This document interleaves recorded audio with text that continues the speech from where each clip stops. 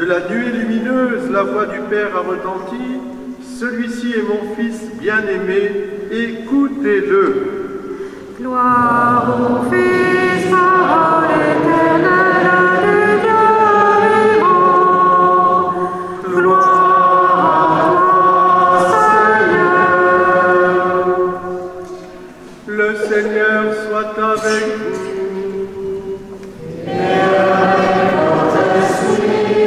Évangile de Jésus-Christ selon saint Marc. Gloire à toi, Seigneur. Au chapitre 9e, celui-ci est mon Fils bien-aimé. En ce temps-là, Jésus prit avec lui Pierre, Jacques et Jean. À l'écart, eux seuls, sur une haute montagne, et il fut transfiguré devant eux. Ses vêtements devinrent resplendissants d'une blancheur telle que personne sur terre ne peut obtenir une blancheur pareille. Élie leur apparut avec Moïse, et tous deux s'entretenaient avec Jésus. Pierre alors prend la parole et dit à Jésus, « Rabbi, il est bon que nous soyons ici. Dressons donc 3 tentes, une pour toi, une pour Moïse et une pour Élie. » De fait, Pierre ne savait que dire, tant leur frayeur était grande. Survint une nuée qui les couvrit de son ombre, et de la nuée une voix se fit entendre.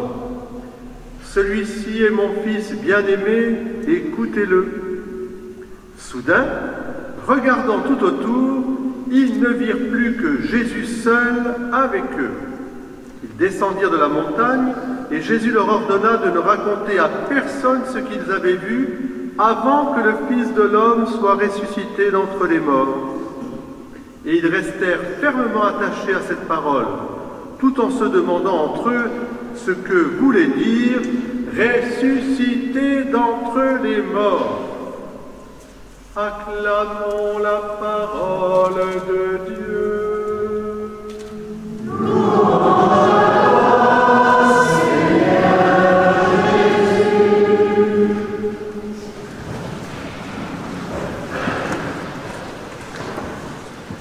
Que vive mon âme à te louer, tu as posé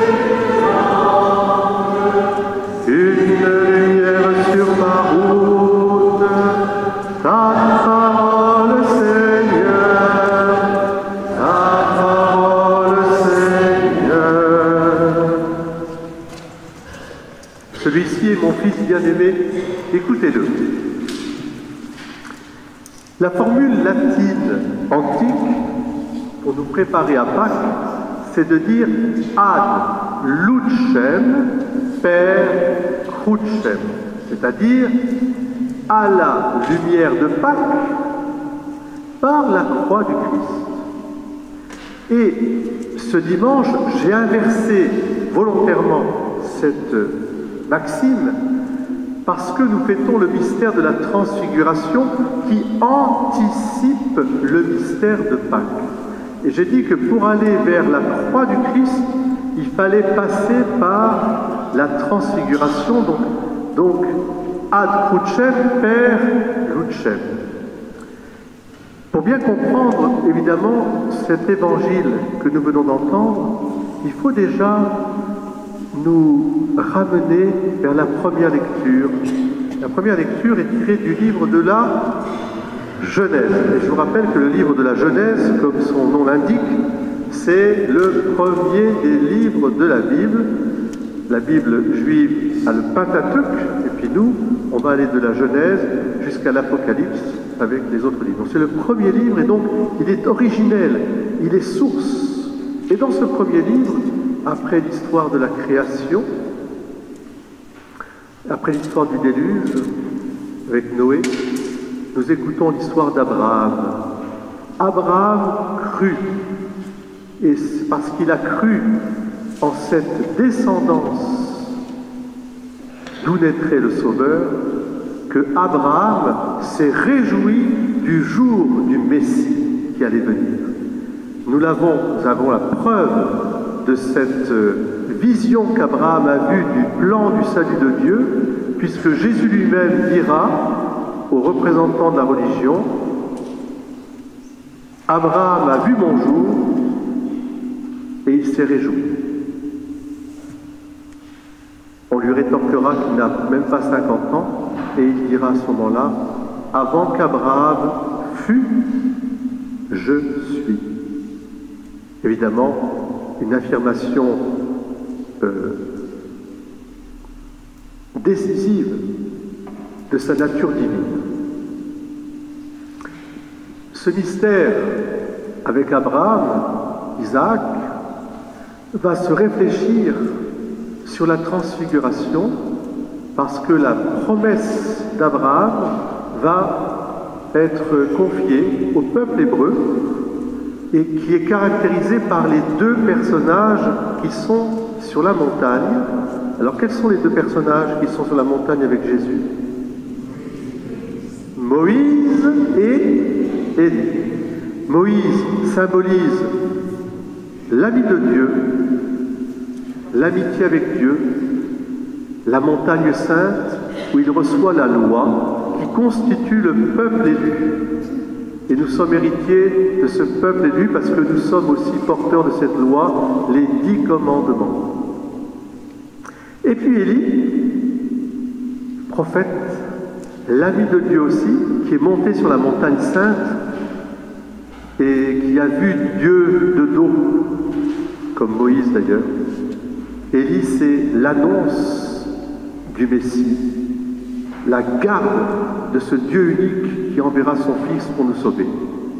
Donc, ce n'est pas pour rien qu'il y a Moïse et Élie, la loi et les prophètes, et on verra pourquoi aussi, parce que Jésus, que les apôtres vont appeler Rabbi, il est l'autorité qui,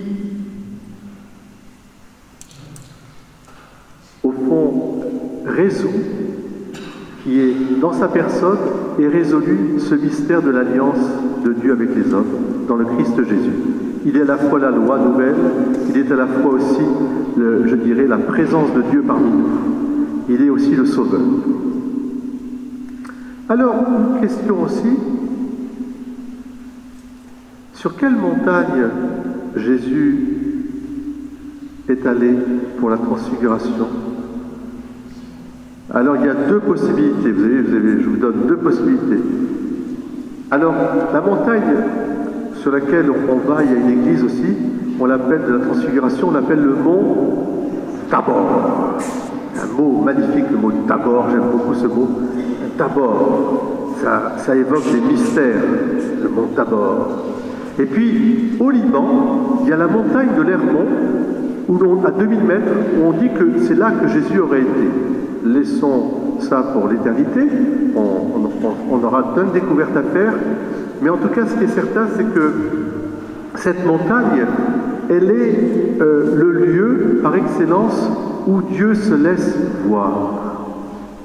Dans toute la tradition biblique, la montagne, c'est le lieu où Dieu apparaît. Et c'est qu'il apparaît comme une théophanie d'ailleurs, puisqu'il y a Dieu le Père qui va apparaître, la nuée lumineuse, c'est le Saint-Esprit, et la voix du Père va dire « Celui-ci est mon Fils, bien-aimé, écoutez-le ». Quand est-ce que j'ai déjà entendu ça dans l'Évangile? Ah, voilà. Vous voyez que ce baptême que nous avons reçu, qui est le résumé de la Pâque, du passage nouveau que Jésus-Christ nous donne, englouti dans les eaux pour revivre en terre promise, comme fera le peuple hébreu, eh bien, c'est là aussi que Dieu se révèle en disant « Celui-ci est mon Fils bien-aimé » avec la colombe de l'Esprit Saint. Pour vivre bien notre carême, nous avons besoin de voir la lumière du Christ apparaître. Cette lumière, c'est la lumière du Fils de Dieu. Ce qui est miraculeux, ce n'est pas que cette lumière soit sortie de son corps, irradiant d'une telle lumière que personne n'avait vu cette lumière auparavant, d'une blancheur, nous dit l'Évangile, dont on n'a pas de rapport humain sur la terre. Non, ce qui est miraculeux, c'est que pendant toute sa vie, Jésus a contenu cette lumière pour ne pas imposer sa divinité aux hommes, parce qu'il veut que nous allions à lui librement, avec amour, en écoutant sa parole, Moïse et Élie, en écoutant lui qui est la parole. Il résume toute la parole, il est la parole de Dieu. En allant à lui avec notre cœur, vraiment.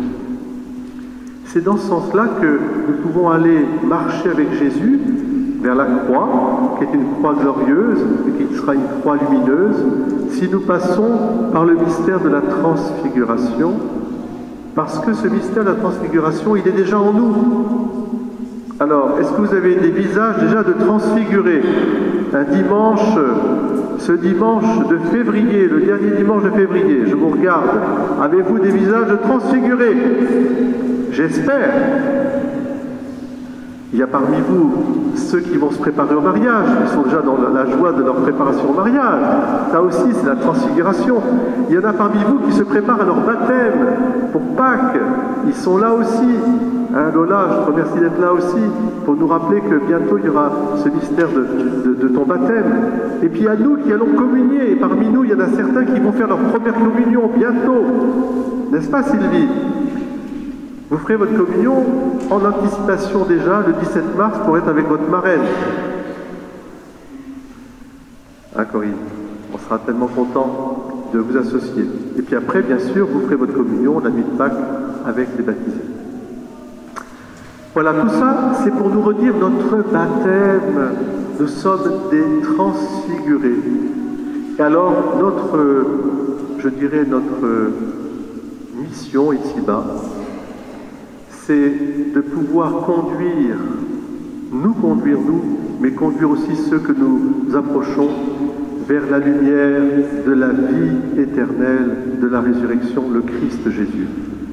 J'ai une pensée particulière aujourd'hui pour nos défunts, et en particulier pour Yann, ma chère Cécile, un ami de la famille, médecin, jeune médecin talentueux, et qui est décédé il y a quelques jours, à 46 ans, laissant une femme et 4 enfants, très croyants lui aussi, à Marseille, entouré des siens, on a prié, voilà.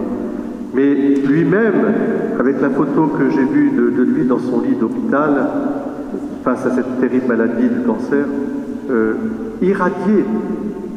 Je trouvais qu'il avait une lumière en lui incroyable, et je pense que c'est aussi quelque chose qui doit nous habiter. Ce qui est important, ce n'est pas de vivre longtemps, bien sûr que nous demandons au Seigneur de nous garder en vie, mais c'est de bien vivre cette lumière de Dieu en nous, pour que nous soyons préparés à la résurrection, à la vie éternelle, que nous allons proclamer dans notre credo.